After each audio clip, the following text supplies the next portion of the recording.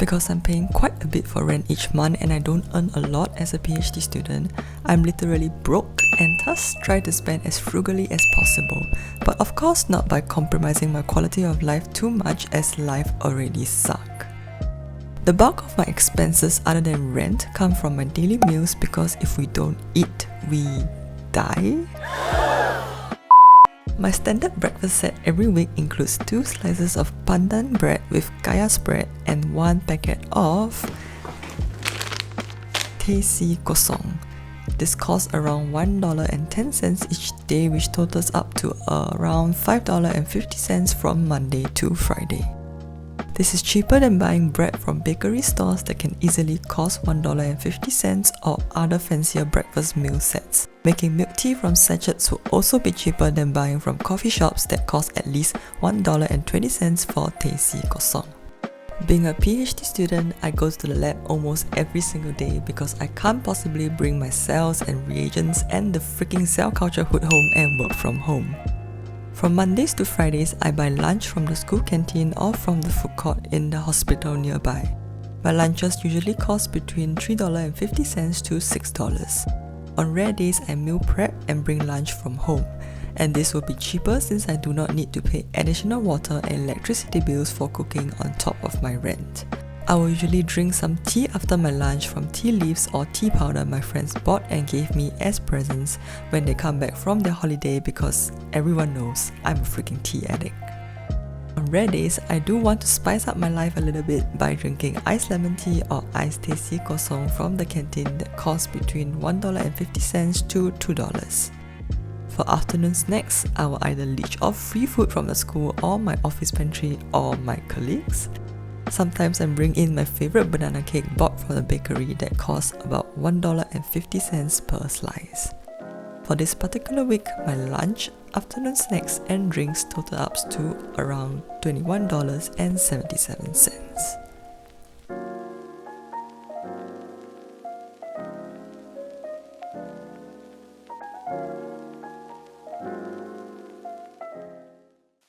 For dinner, I either cook together with my housemate or purchase nicer meals that are a bit more pricey. Because when my experiments fail, I will be sad and want to eat better quality food that doesn't remind me of my shitty PhD project. For this particular week, my dinners total up to around $22.38.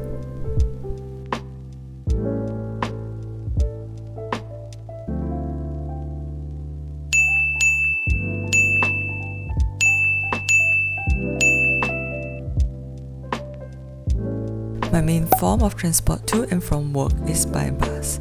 It costs around $3.34 to travel to and from work each day, which totals up to around $16.70 for this week. And yes, I rarely and almost don't go out after work each day because I rather socialize with my laptop and cats than with humans.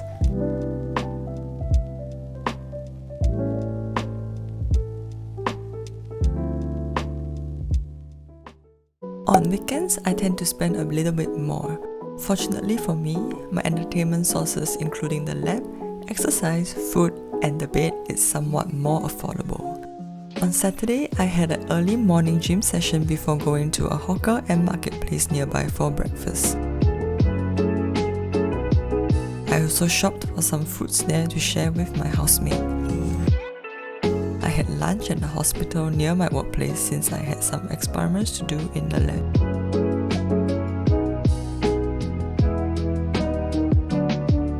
Afterwards, I bought tea for my mum at the Gain City Megastore and a new Fitbit watch for myself that is fully reimbursed by my company.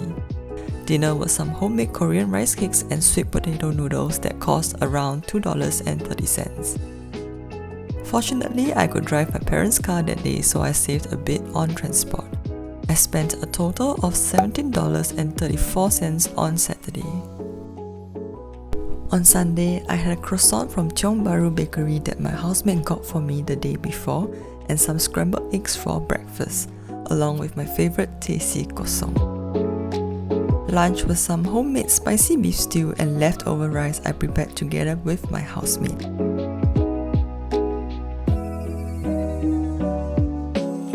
In In the evening, I went for an 8 km run to which I rewarded myself with a plain and egg roti prata from Springleaf Prata. In total, I spent around $15.55 on Sunday. All in all, I spent around $103 this week.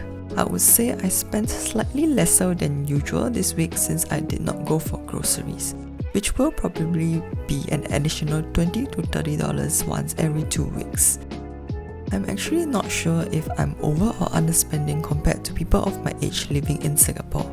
But I guess I'm doing my best to not spend impulsively and try to only spend on my needs and not wants. Do let me know your thoughts in the comments below, and you might also want to check out my other videos regarding renting or living in Singapore. Thank you all for watching, and bye!